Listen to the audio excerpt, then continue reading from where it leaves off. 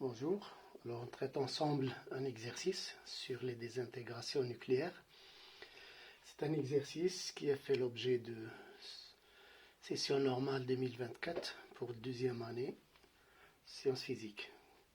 Alors, la Curie-thérapie est une technique qui consiste à traiter des tumeurs cancéreuses par insertion d'une source radioactive à proximité de ces tumeurs.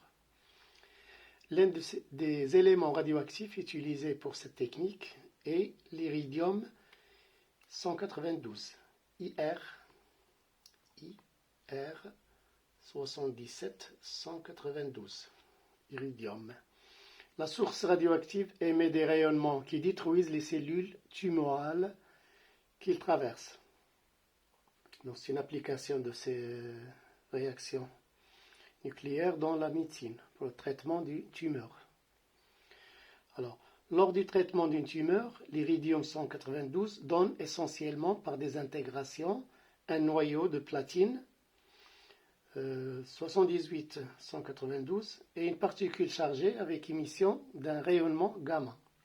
Donc, pour les données, la demi-vie de l'iridium T1,5, alors il vous donne T1,5, on en aura besoin tout à l'heure. T1,5 c'est 74 jours, où il transforme en secondes 39, 36, 10 puissance 6 secondes. Alors ça, on en aura besoin tout à l'heure. Alors déterminer la composition du noyau de l'iridium IR 77 192. Composition, c'est-à-dire le nombre de neutrons, le nombre de protons. Alors, pour Z, c'est 77, on le lit directement. Donc, c'est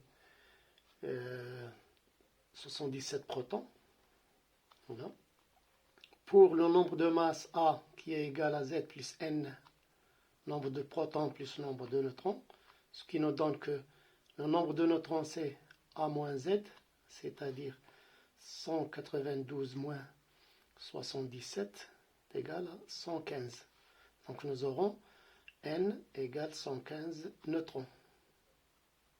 Donc voici la composition de ce noyau. 77 protons, 115 neutrons. Alors deuxième question. Deuxième question, on vous donne écrire l'équation de désintégration de l'iridium 192 en précisant le type de cette désintégration.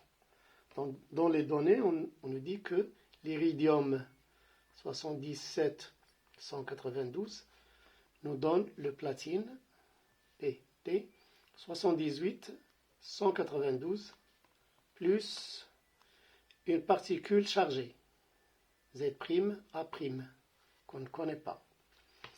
Alors on va chercher les constantes de cette particule et on va déterminer sa nature. Alors d'après les lois de Soddy, nous avons pour le nombre de charges, alors 77 pour l'iridium, égale 78 plus Z', ce qui implique que Z' est égal à moins 1.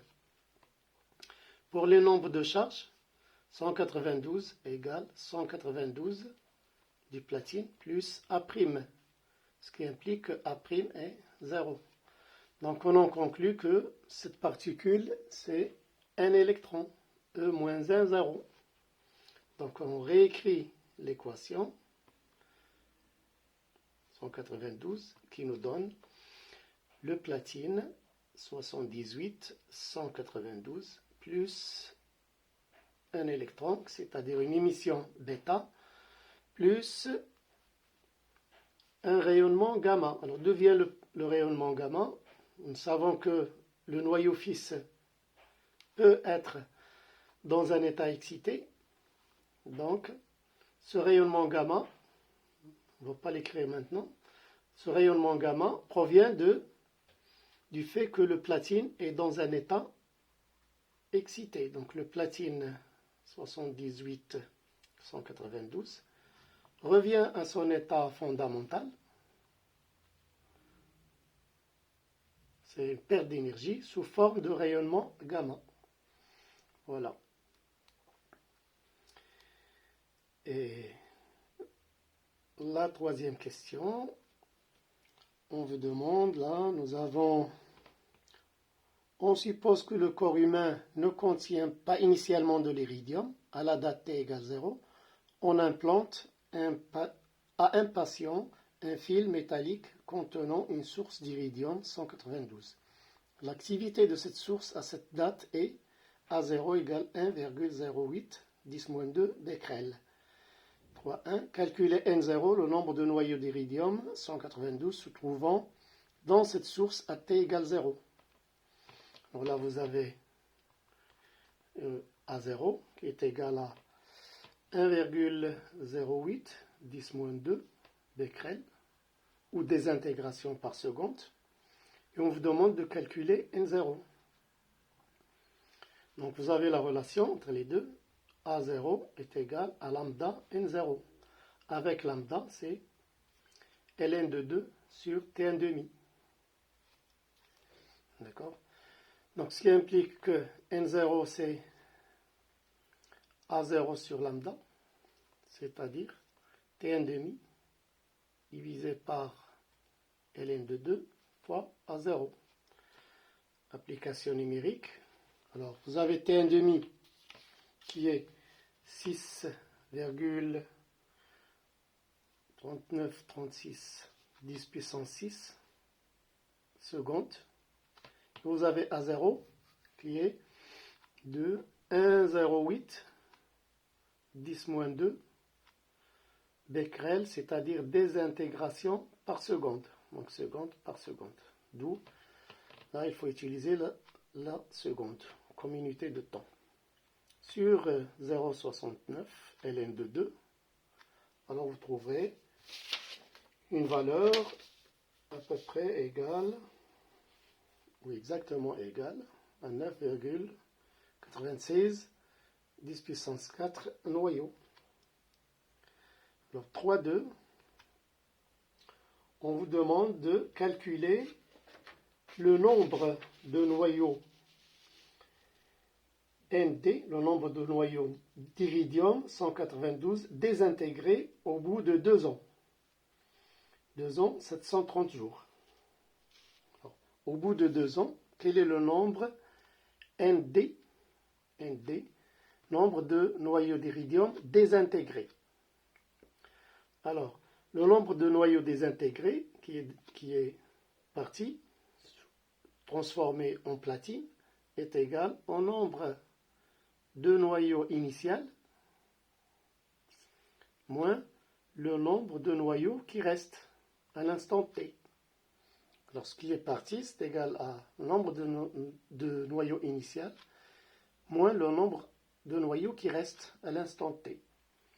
Or, le nombre de noyaux qui restent à l'instant t, NR de t, nous avons la loi de décroissance radioactive, c'est N0 exponentielle moins lambda t. Donc on remplace ici, moins lambda t, et ça nous donne N0 fois 1 moins exponentielle moins lambda t. On remplace, nous avons N0, 9,96 10 moins 10 puissance 4, fois 1 moins exponentielle, moins lambda, c'est ln de 2 sur T1 demi qui est 74 jours. Alors j'écris jour ici exprès. Là, les 2 ans, T, c'est 2 ans, c'est-à-dire c'est donné aussi en jours, 730 jours. Alors jour, ou seconde, ou minute, comme ça se simplifie. Voilà. On fait le calcul avec une bonne calculette et vous trouverez 643 10 puissance 3 noyaux qui se sont désintégrés au bout de 2 ans. Alors, nombre de noyaux désintégrés au bout de 2 ans. Alors, pour commenter ce résultat, pour avoir une idée sur est-ce que ce fil va bien fonctionner longtemps, alors on va calculer, par exemple, le pourcentage de noyaux désintégrés au bout de 2 ans. Alors, au bout de 2 ans, quel est le pourcentage de noyaux désintégrés? Alors ce pourcentage, c'est ND sur N0. C'est-à-dire 2,643 10 puissance 3 divisé par 9,96 10 puissance 4. On trouve 0,026, c'est-à-dire 2,6%. Alors au bout de 2 ans, le pourcentage de noyaux désintégrés représente 2,6% du noyau initial. Donc, ça va durer dans le temps. C'est une bonne technique qui va aider le patient à détruire les cellules cancéreuses pendant très longtemps. Merci et à la prochaine vidéo, Inch'Allah.